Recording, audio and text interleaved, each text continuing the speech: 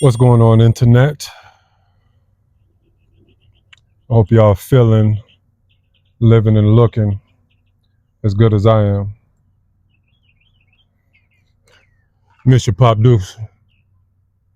Rest easy, my brother. Salute. So check this out. I'm about to speak on something.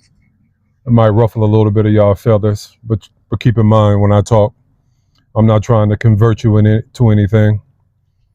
I'm just giving a different angle, a different perspective to see things beyond what may be obvious to you. You know, I think in this society we have a misconception about love, and it's causing us to be out of alignment. You know, we think love is something that can be owned and discarded. We think love is something that has a lot of different languages, as we like to attach to it, and not understanding that love is love and God is love. You know, if y'all hear those birds singing behind me, y'all probably see this bumblebee flying all around my cap right now, and y'all probably see the forest, the woods behind me, right? And my ambiance and my scenery and my casa. Well, all of that's love.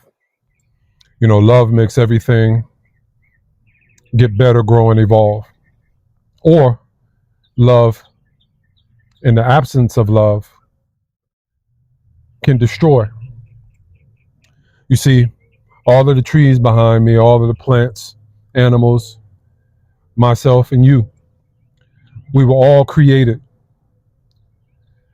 with an implied divinity inside of us, which means all of us came from the divinity of love, of growing, getting better, and evolving.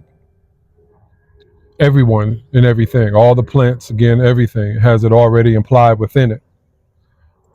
And so all you have to do is give love and you'll receive love, right? You get a plant, you plant it.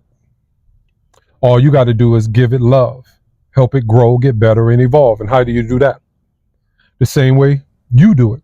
You get some sun, you get some water, you get fertilizer for the plant, you get food for yourself.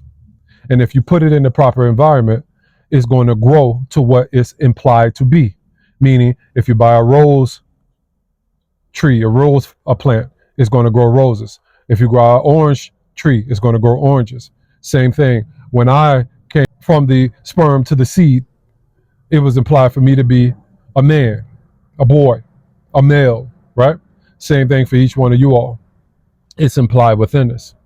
But we have to have love for it to come to fruition. But again, these days, we think that love can be owned, bought, and discarded whenever we want to get rid of it. And then we can just go to the store and pick out some new love and it's all over again. And I think that's a complete misconception and something that's extremely detrimental to not only our psyche, but also to our relationships, which is why, especially in our so-called community, all you see majority of the time is a bunch of beefing and bickering and what a man isn't and what a woman isn't and all of these type of things. And then you see a lot of this, I found the one and God sent me the one.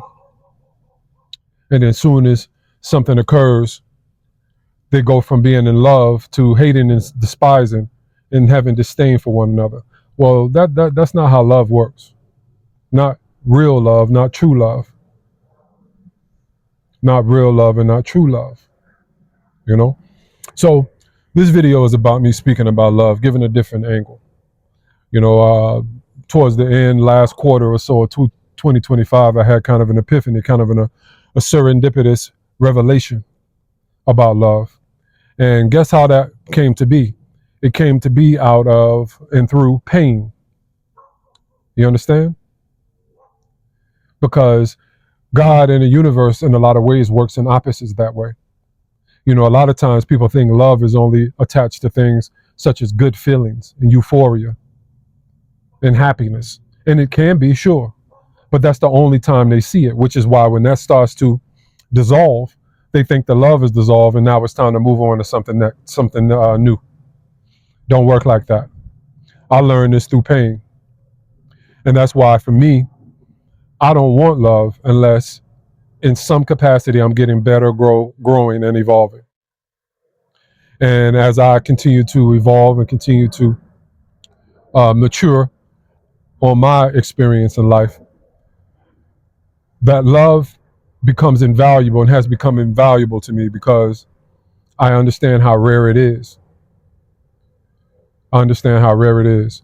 And I understand that thus far in my life, I probably have only had maybe 2 people or something in my entire life that actually loves me. But I've had plenty of people that tell me they love me. That's why that term's thrown out so loosely. And if you understand it, I have people who have never even attempted to do something for me. I'm talking about something free, like call me and give me some words of wisdom, give me some upliftment. That's free. I have people that's my family that has never even done anything like that. But guess what they have done? They've told me they love me. Well, how so? If you haven't done anything for me, how could you actually love me? And I have also had people who have done things intentionally to try to hurt me or harm me, try to discredit me, try to assassinate my character, all because I didn't do something that they wanted me to do. And those same type of people told me they love me as well. And the thing that's so ill about that and how God works is even in those specific situations, there's love to be found. Because as I just mentioned, most times love is found and filtered through hurt and pain.